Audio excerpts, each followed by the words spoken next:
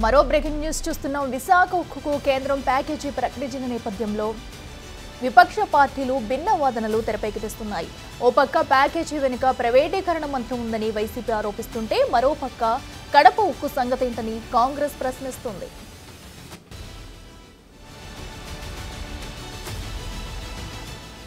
విశాఖ ఉక్కు సంగతి సరే, మరి కడప ఉక్కు సంగతి ఏంటని కేంద్ర రాష్ట్ర ప్రభుత్వాలను కాంగ్రెస్ సీనియర్ నేత, రాజ్యసభ మాజీ సభ్యులు తులసిరెడ్డి ప్రశ్నించారు. విభజన చట్టంలోని 13వ షెడ్యూల్ ప్రకారం విభజన జరిగిన 6 నెలలలోపే సెయిల్ ఆధ్వర్యంలో కడప జిల్లాలో ఉక్కు కర్మాగారాన్ని నిర్మించేందుకు చర్యలు తీసుకోవాలని స్పష్టంగా ఉందన్నారు తులసిరెడ్డి. 10 ఏళ్లు గడిచినా అతీగతి లేదన్నారు. జిల్లాలో ఉక్కు కర్మాగారాన్ని నిర్మించేందుకు కావాల్సిన అన్ని హంగులు ఉన్నా ప్రభుత్వం నిర్లక్ష్యం ప్రదర్శిస్తుందని ఆరోపించారు. కడప జిల్లా పట్ల ఇలాగే నిర్లక్ష్యం ప్రదర్శిస్తే రాబోయే ఎన్నికల్లో ఫలితాన్ని అనుభవిస్తారని హెచ్చరించారు తులసిరెడ్డి.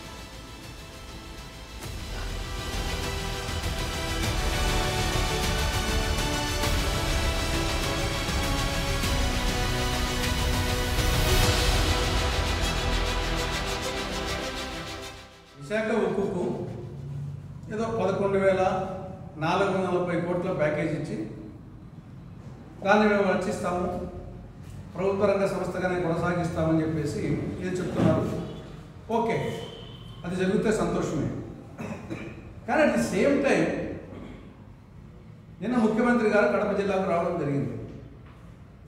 మరి కడప ఉక్కు గురించి ఎందుకు మాట్లాడలేదు? 2014 విభజన చట్టం ప్రకారంగా 13వ షెడ్యూల్లో స్పష్టంగా పేర్కొనబడింది, విభజన జరిగిన 6 నెలల లోపల కడప జిల్లాలో సెయిల్ ఆధ్వర్యంలో, steel authority of India limited ఆధ్వర్యంలో ఇంటిగ్రేటెడ్ స్టీల్ ప్లాంట్ నిర్మించేదానికి చర్యలు తీసుకోవాలి అని స్పష్టంగా విభజన చట్టంలో 13వ షెడ్యూల్లో స్పష్టంగా పేర్కొనబడడం జరిగింది.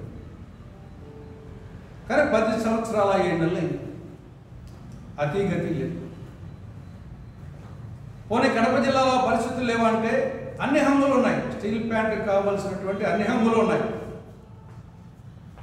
అంగట్లో అన్నీ ఉన్నా అల్లున్నట్లో శనిగుంది అన్నట్లు పరిస్థితి తప్ప ఇక్కడ హంగులు లేక కాదు. కావాల్సినంత భూమి ఉంది. అటు గొప్పతి పారిశ్రామిక వాడ కానీ, మిగతా జమ్మలమడుగు మండలం కానీ, మైలవరం మండలం కానీ, జిల్లాలో ఆల్మోస్ట్ అన్ని మండలాల్లో కావాల్సినంత భూమి ఉంది.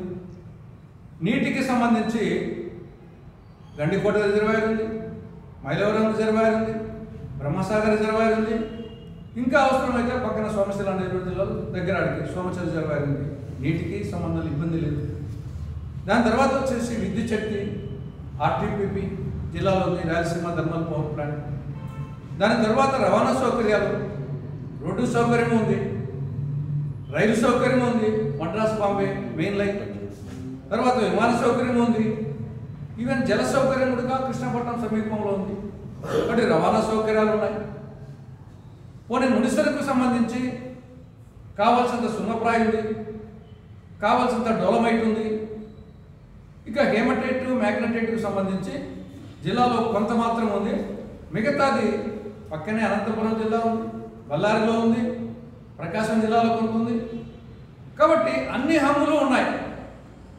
కానీ కేంద్ర ప్రభుత్వానికి చిత్తశుద్ధి లేదు. రాష్ట్ర